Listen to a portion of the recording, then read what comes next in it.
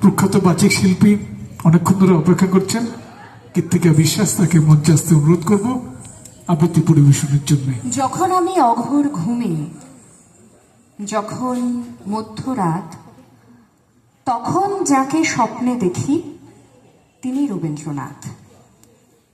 যখন আমার দুঃখ কষ্টে ভেতরে অশ্রুপাত, তখন যিনি দুঃখ ভোলান তিনি রবীন্দ্রনাথ।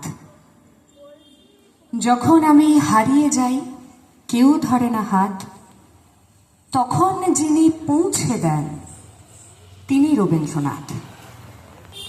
সেই রবীন্দ্রনাথ ঠাকুরের জন্মবার্ষিকী উপলক্ষে রাজেন্দ্রনগর লাইব্রেরি আয়োজিত কবি প্রণাম 1433 এই অনুষ্ঠানে আমাকে আমন্ত্রণ জানানোর জন্য আমি আন্তরিকভাবে কৃতজ্ঞতা ধন্যবাদ জানাই। যে কবিতাটা দিয়ে শুরু করলাম সেটা দেবব্রত দত্তের লেখা কয়েকটি লাইন। রবীন্দ্রনাথ ঠাকুর এভাবেই আমাদের জীবনের সাথে কখনো আমাদের অজান্তে এবং অবশ্যই তাঁরও অজান্তে ওতপ্রোতভাবে জড়িয়ে গেছেন। আমাদের এক একজনের জীবনে রবীন্দ্রনাথ ঠাকুরের প্রভাব এক এক রকম। এতক্ষণ আমি যতক্ষণ এসছি ততক্ষণ গঙ্গা জলে গঙ্গা পুজোর মতন রবি ঠাকুরের লেখা দিয়েই তাঁর প্রতি শ্রদ্ধা জানানো হচ্ছিল। আমি একটু অন্যরকম ভেবেছি। একজন সাধারণ সামান্য মেয়ে, তার জীবনের সাথে রবীন্দ্রনাথ ঠাকুর কিভাবে জড়িয়ে গিয়েছিলেন সেটা জানিয়ে সে রবি ঠাকুরকেই একটি খোলা চিঠি লিখেছে। কবি শুভ দাশগুপ্তের লেখায় আমার রবীন্দ্রনাথ।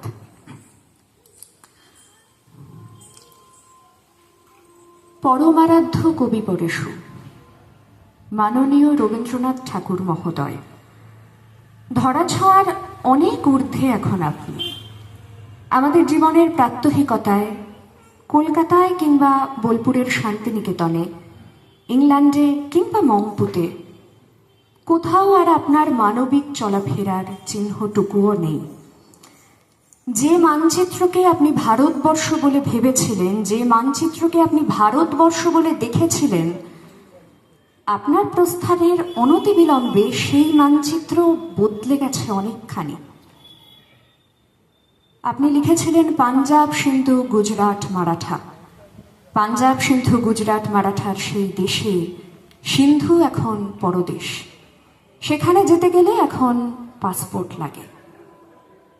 মান্য কবিবর, সেই বদলে যাওয়া মানচিত্রের রক্তাক্ত পটভূমিতে দাঁড়িয়ে আমি একজন সামান্য মেয়ে। আমার মতো মেয়েদের জীবনে আপনি এক আশ্চর্য স্বপ্নময় দীপভূমি, যেখানে যাওয়ার স্বপ্ন আমাদের উদ্দীপ্ত করে আর যেখানে পৌঁছতে না পারার চিরকালীন গ্লানি আমাদের বিদীর্ণ করে, বিদ্ধ করে। দেশভাগের মর্মান্তিক যন্ত্রণাকে সম্পত্তি করে আমাদের ধ্বস্ত পরিবার একদিন এসে বাসা বেঁধেছিল টালির ঘরে, শহর থেকে বহু দূরের গ্রামে। বাবা কখনো দোকানদারি, কখনো ছাত্র পড়ানো, কখনো এটা সেটা করে প্রখর জীবন স্রোতে বউ ছেলে মেয়ে নিয়ে বারবার চেষ্টা করেছেন, আজীবন চেষ্টা করেছেন ভেসে থাকতে, বেঁচে থাকতে। তার সম্বল বলতে কিচ্ছু ছিল না, না টাকা পয়সা, না আশা ভরসা। যেটা ছিল সেটা সাহস। আর ছিলেন আপনি। হ্যাঁ, উঠতে বসতে চলতে ফিরতে কথায় কথায় বাবা বলতেন আপনার কথা, আপনার কবিতা আর গানের কথা, আপনার নোবেল প্রাইজ পাওয়ার কথা, আপনার নাইটহুড ত্যাগের কথা, আপনার গোড়া চোখের বালি যোগাযোগের কথা, গীতাঞ্জলি ছিন্নপত্রের কথা। আর এসব কথা যখন বলতেন তখন দারিদ্র লাঞ্ছিত দিনহীন সেই মানুষটার সমস্ত চোখ মুখ ভরে জ্বলে উঠত আলো। আমরা যারা শুনতাম, আমি, দাদা, মা, শুনতে শুনতে আমাদের দৃষ্টির চেনা পরিধির গণ্ডি ছাড়িয়ে অসীম এক আকাশ উঠত জেগে।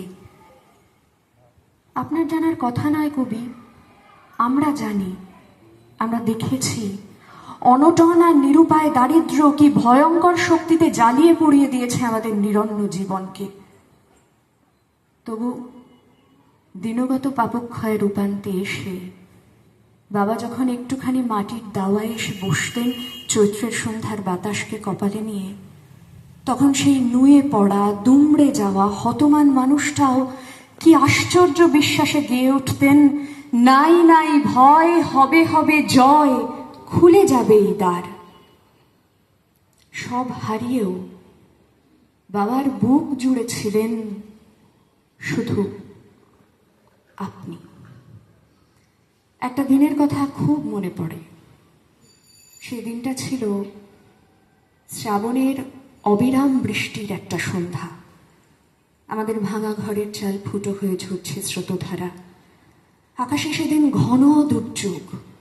মাত্র 7 দিনের জ্বরে বিধ্বস্ত মা আমার তখন শেষ পথের যাত্রী। জ্বরে পুড়ে যাওয়া মায়ের গায়ে বাবা তখন হাত রেখেছেন একটু শান্তির স্পর্শ দিতে। মা বললেন, ছেলে মেয়েগুলো রইল। বলতে বলতে মার চোখ বুজে এলো। বাজ পড়লো কাছেই কোথাও, তীব্র আলোর ঝলক তুলে। ঘরের প্রদীপ গেল নিভে, তারপর অন্ধকার।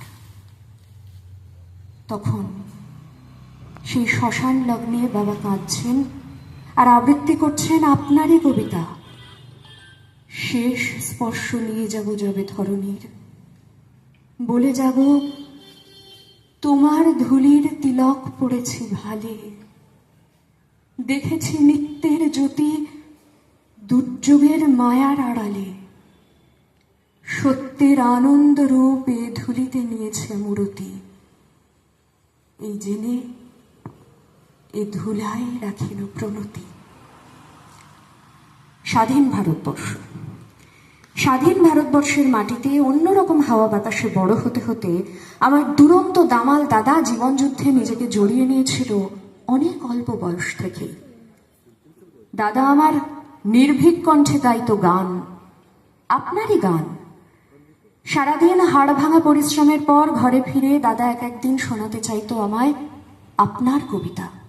দৃপ্ত হিরণ্ময় কণ্ঠে সে আবৃত্তি করত, হে সুন্দরী বসুন্ধরে, তোমা পানে চেয়ে কতবার প্রাণ মোর উঠিয়াছে গেয়ে। খিদিরপুরের এক কারখানায় দাদার সামান্য চাকরি। শিক্ষিত এক স্বাধীন ভারতীয় যুবক কাজ না পেয়ে দুমুঠো ভাতের আশায় হাতুড়ি পেটাতো গনগনে বয়লারের সামনে দাঁড়িয়ে। ঘামে ভিজে যেত তার শরীর, তবু যখন সে মানি অর্ডার পাঠাতো, চিলতে এক টুকরো কাগজেও সে লিখতে ভুলতো না, বোন গানটা ছাড়িস না। গান আমার হয়নি কবি, আসলে বেঁচে থাকাটাই হলো না ঠিকভাবে। এখন ছাত্র পড়াই, টিম টিম করে জলে কেরোসিনের সান্ধ্য আলো। জীবন ছুটে চলেছে তার আধুনিক প্রগতির গাড়িতে চেপে, আর আমরা পড়ে আছি বহুদূর পথের পাশে উপেক্ষায়। 25শে বৈশাখ আর 22শে শ্রাবণে শহরে শহরে কত গান, কত কবিতা, কত নৃত্যনাট্য। বড় লোকের সুসজ্জিত ড্রয়িং রুমের ঝকঝকে আলমারিতে সাজানো আপনার অমূল্য রচনা সম্ভার। তবু কেন জানি না কবি, বারবার মনে হয় ওই বৈভবের হাজারদুয়ারিতে আপনি নেই। আপনি আছেন এইখানে, এই মর্তমাটির কাছাকাছি, এই সবুজে শ্যামলে ধুলোতে মাটিতে, এই শীর্ণস্রোতা নদীর ঢেউয়ে, এই দরিদ্র কুড়ে ঘরের সকালে, এই ঝোপঝাড়ের জোনাকজলা অনাড়ম্বর সন্ধ্যায়। 10 বছর কারখানা বন্ধ থাকার নিদারুণ যন্ত্রণায়, 10 বছর কারখানা বন্ধ থাকার নিদারুণ যন্ত্রণায় দুমড়ে মুচড়ে গিয়েছিল আমার দাদার সব স্বপ্ন।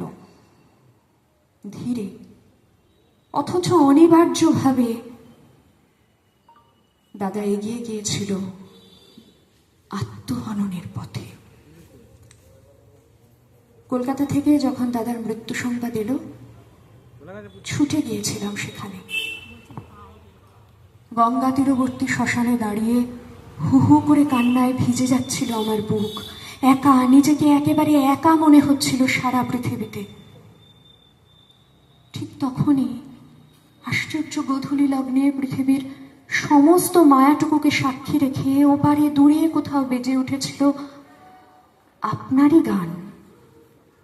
ঘাসে ঘাসে পা ফেলেছি বনের পথে যেতে, ফুলের গন্ধে চমক লেগে উঠেছে মন মেতে, ছড়িয়ে আছে আনন্দেরই দান, বিস্ময়ে তাই জাগে আমার গান। আর এটা শোনা মাত্রই আমার সমস্ত অন্ধকার, আমার সমস্ত দুঃখ, কষ্ট, গ্লানি, বেদনা, যন্ত্রণা এক নিমেষে কোথায় যেন দূরে হারিয়ে যেতে লাগলো। জীবনের কি এক আশ্চর্য বিশ্বাস তখন আমায় এসে স্পর্শ করেছিল। মনে আছে খুবই সেদিন, সেই মুহূর্তে, সেই ক্ষণে বুকের গভীরতম বিশ্বাস থেকে গেয়ে উঠেছিলাম, আমার সুরগুলি পায়ে চরণ, আমি পাইনে তোমারে, দাঁড়িয়ে আছো তুমি আমার গানের উপারে।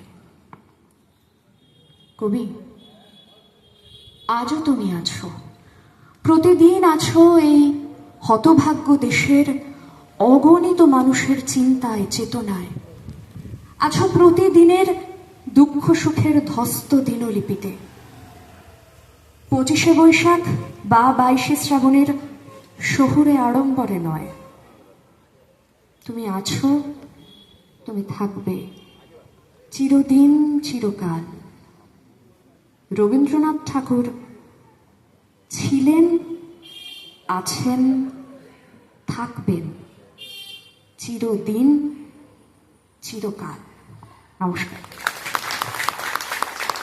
শিল্পী কৃত্তিকা বিশ্বাস পরিবেশন করলো আমাদের সকলের ভালো লেগেছে। আরেকবার হাততালি দিলে আমার মনে হয় ভালো হয়।